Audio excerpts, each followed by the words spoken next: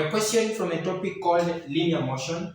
Two buses, A and B, leave the same station. Bus A heads due east while bus B heads due north. The northbound bus traveled 10 kilometers per hour faster than the eastbound bus. After 5 hours, the two buses are 250 kilometers apart. Calculate the speed of the northbound bus. So I can be able to employ that concept of the cardinal points and the compass, of course. That is normally covered in geography, so that you can be able to know the exact location of these two bound buses. So we are told that as per what the question is telling us, these two buses are leaving the same station, correct? And there is this bus A that heads due north. So this is our northern part of our world, and this is our eastern part of our world. So that we are told that the one that heads due north is bus A, and the one that heads due east is bus B.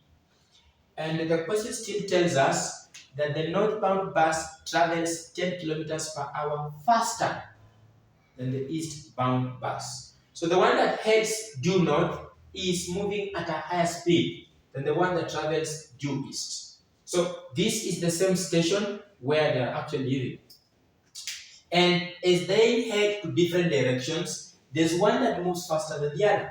The one that heads due north moves faster than the one that heads due east. So we can assume that let the one that heads due east, of course having a lower speed, be able to move at X kilometers per hour.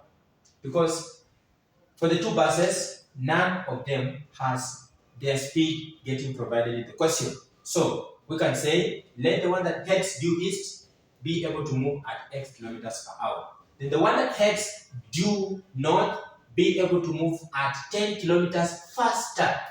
That means we shall take X, the speed at which the eastbound bus moves, plus 10, because it moves 10 kilometers faster. So we shall say X plus 10, we shall say kilometers per hour. So we can be able to have these two as the speeds of the two buses moving in different directions. So the one that moves to the north is moving at X kilometers per hour plus 10. The one that moves due east is moving at X kilometers per hour. So you're told that after 5 hours, these buses are thought to be 250 kilometers apart. So this has moved to this point as an estimation. This has moved to this point as an estimation. At the end of the day, they are now 250 kilometers apart. And this is only after 5 hours. This is only after 5 hours. So after which time? After 5 hours. After 5 hours is when the two buses are 250 kilometers apart. So we need to ask ourselves. If these two buses are moving in different directions, then how then do they end up being apart? Quantitatively, 2 kilometers, 250 kilometers apart. Now, then we need to know that this can serve as our height, and this can serve as our base, and this can serve as our hypotenuse. Now, employing the concept of what we refer to as the Pythagoras theorem, we know very well that if we take our height, then we square it, then we add on to our base square, we should be able to get our hypotenuse square. That concept is going to help us get the speeds at which these two buses are able to move. The two are not 2 kilometers apart, they are 250 kilometers apart. So, how then do we get the distance that this bus moving to the east covered? We know very well that B, or the base, or the distance covered by the bus moving due east, or bus B, can be able to get obtained by saying time times speed. I know very well distance is equal to time times speed, or speed times time.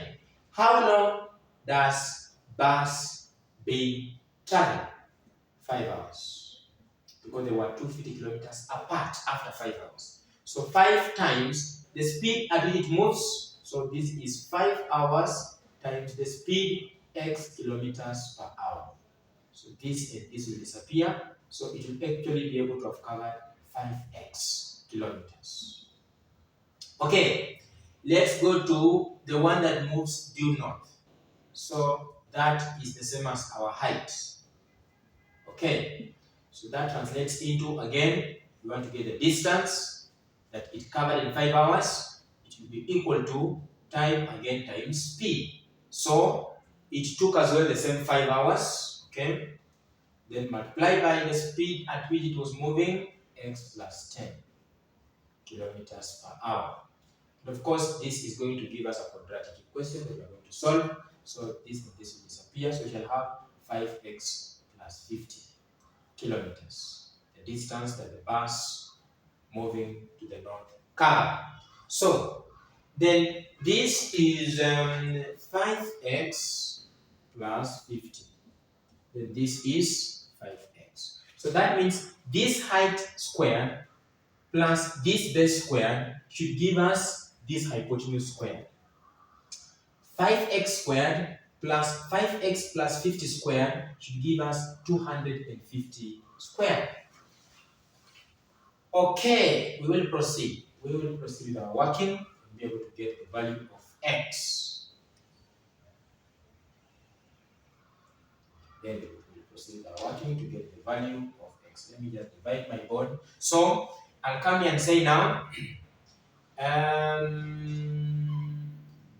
just a minute. So we will have this. We'll say our height 5x plus 50 squared plus our base 5x squared.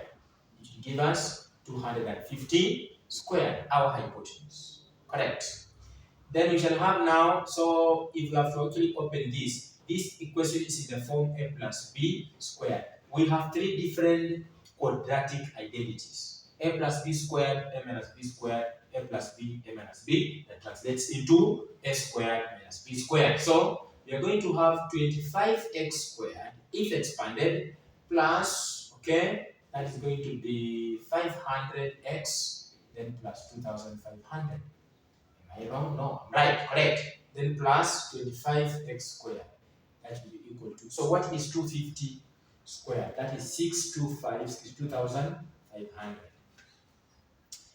We will proceed. So we are going to have 50, okay, x squared plus 500x. That will be equal to, so 62,500 plus 2,500. That becomes now minus. Okay. So we are going to have 50x squared plus 500x. It is equal to, so 60,000.